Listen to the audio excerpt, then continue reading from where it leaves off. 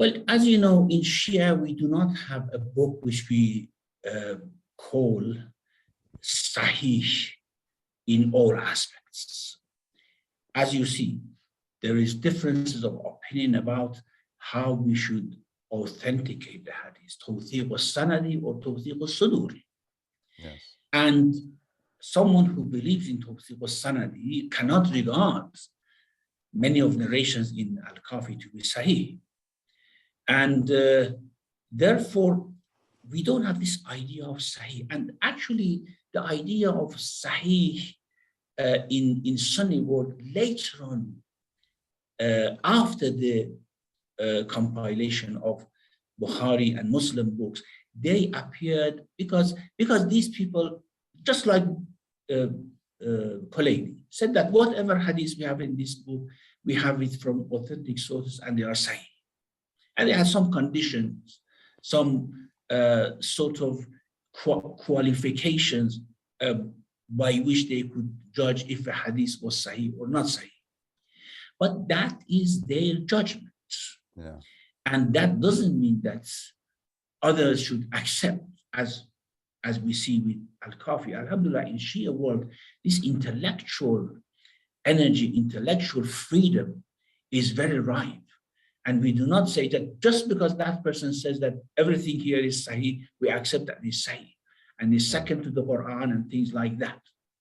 Now, the main difference between Sahih Bukhari and Sahih and Al-Kafi and other Sahih books in the Sunni world is that, as you know, writing hadith in the Sunni world was banned for about 150 years. And Umar ibn Abdul Aziz in year 100 after Hijrah tried to convince the scholars of hadith to write, but because Umar ibn Khattab, the second caliph, had banned it, it had become a culture. They thought that writing hadith is a taboo. We have just to convey it from memory to memory to memory. And Al-Bukhari has compiled narration based on what orally had been transmitted. And you know when, of course, you orally transmit a hadith through several chains, what would happen to that hadith? And also, of course, there were other issues with regards to, okay, the criterion by which you regard a person to be reliable. For example, a Shia, as someone who reported hadith in favor of Imam Ali, was not reliable, no matter what their qualifications were. I mean, that's like a tautology, you know? If you are a Shia, you are not reliable. If you are not reliable, your hadith is not accepted. And it builds on itself. Now, the difference of that with Al-Kulaini is that Kulaini has authored this from written books, from usul, those who report from the usul, the books which were compiled based on usul, it were all in writing.